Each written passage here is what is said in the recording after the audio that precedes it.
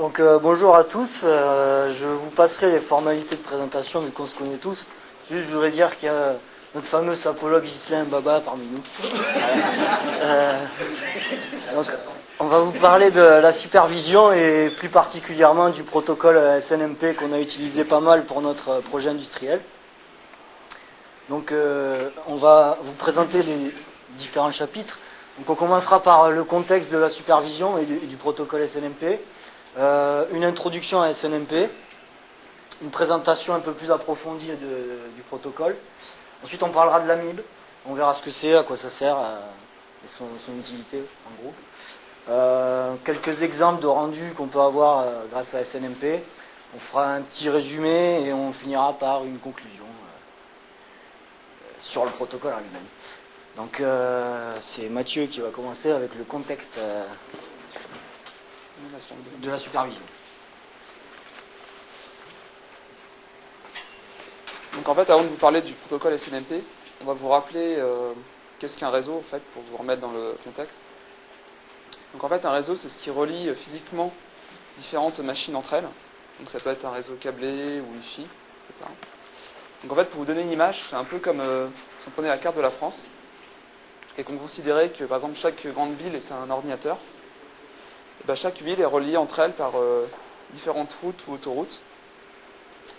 Et donc, c'est comme un réseau, en fait, il y a différentes, par exemple, au niveau de vitesse. Par exemple, les autoroutes sont plus rapides que les routes nationales. Et en fait, pour aller d'une ville à l'autre, on a plusieurs chemins possibles. C'est un peu comme le réseau Internet, comme une toile d'araignée géante. Et dans tout réseau, on peut aussi avoir des sous-réseaux, donc en fait des plus petits réseaux. Comme ici, par exemple, si on prend Paris, on peut considérer que chaque habitation, c'est un ordinateur, qui sont aussi reliés entre eux par des routes, au sein d'un même réseau qui est Paris, en fait. Et Paris est lui-même relié au reste de la France par des routes. Donc maintenant, je vais passer la parole à José, qui va vous expliquer qu'est-ce que la supervision. Bonjour à tous. Tiens, José. Je vais vous expliquer c'est quoi la supervision en fait. La supervision réseau en fait, c'est le fait de surveiller, de tester la disponibilité de toutes les machines sur le réseau. Donc concrètement, comment ça fonctionne, c'est en fait on a un superviseur qui va envoyer des requêtes à différents agents. Les agents en fait c'est des machines du réseau. Sur ces agents en fait, on a un logiciel ou un service qui tourne et qui va ensuite répondre à la machine de supervision. Donc qu'est-ce qu'on peut superviser comme type de périphérique? Les serveurs, tous les périphériques réseau, et bon, voilà, bref. Quel type de méthode pour la supervision? En fait, on a l'analyse des logs, l'envoi des résultats par des scripts qui sont envoyés par le superviseur aux différents agents et qui nous envoient le résultat sous forme de données. Et enfin, on a aussi l'utilisation de la SNMP, là, comme vous pouvez voir, là, qui permet, sur lequel on reviendra plus tard, et qui permet de recevoir de superviser les différentes machines, les surveiller. Donc maintenant Mathieu va vous expliquer c'est quoi maintenant le protocole pour revenir à SNMP.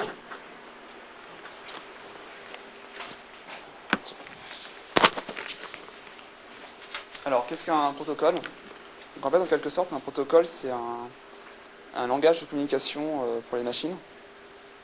En fait, si vous voulez que deux ordinateurs puissent communiquer entre eux, il faut qu'ils parlent le même protocole. C'est un peu comme, pour vous donner une image, comme des êtres humains, en fait.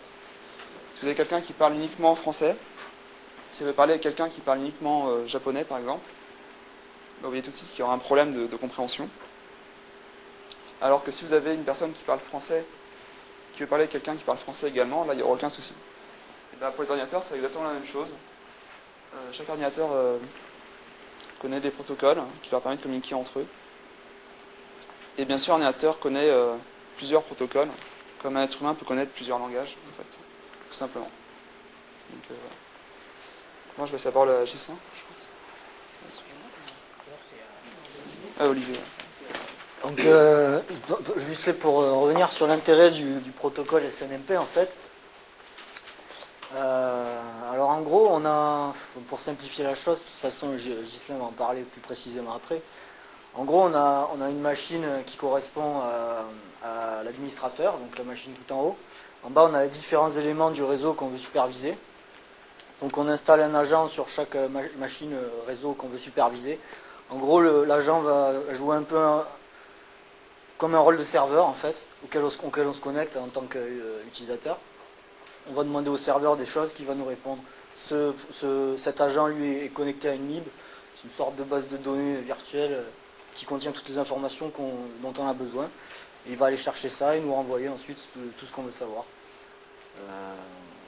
Ghislain va vous montrer un peu plus précisément comment ça marche. Mais vas-y. Je te remercie, Olivier. Donc voilà, je vais vous présenter le protocole SNMP. SNMP, c'est quoi? Est-ce qu'il y en a qui ont une idée? Ce que ça veut dire? C'est Simple Network Management Protocol. C'est un protocole simple de gestion de réseau, en fait.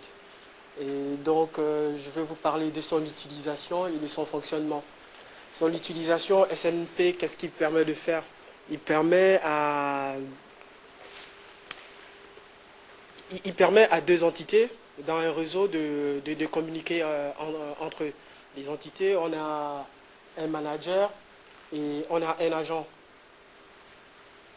Et donc, comment il fonctionne? En fait, SNMP, c'est un ensemble de requêtes, de réponses et d'un nombre limité d'alertes. Comment ça se passe? Le manager, il émet des requêtes vers l'agent pour interroger une OID. Une OID, c'est un objet qui est sur un nœud. Disons, un nœud de réseau, ça peut être un switch, ça peut être un routeur, ça peut être un répétiteur. Voilà. Et donc lui, en émettant la requête, l'agent, lui, une requête, ça peut être une requête précise. C'est la requête avec get request.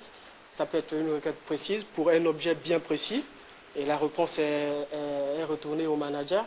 Ça peut être une requête pour tout un ensemble.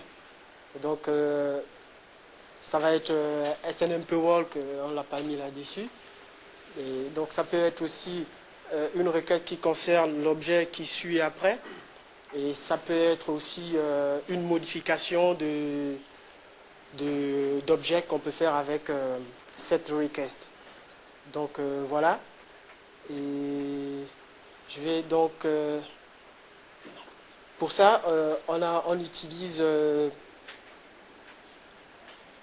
tu peux passer hein, voilà.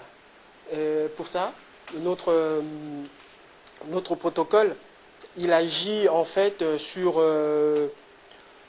3 couches du modèle OSI. Donc, il agit au niveau de la couche réseau.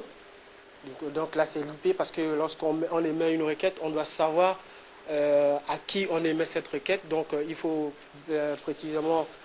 préciser l'adresse IP du matériel qu'il faut interroger. Ensuite, le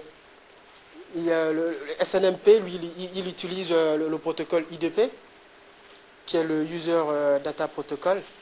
En fait, c'est un protocole qui se trouve au niveau de la couche 4.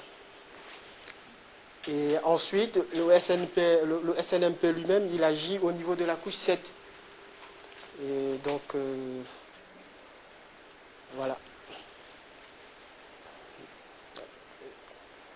Et ensuite, historiquement, le protocole SNMP, il a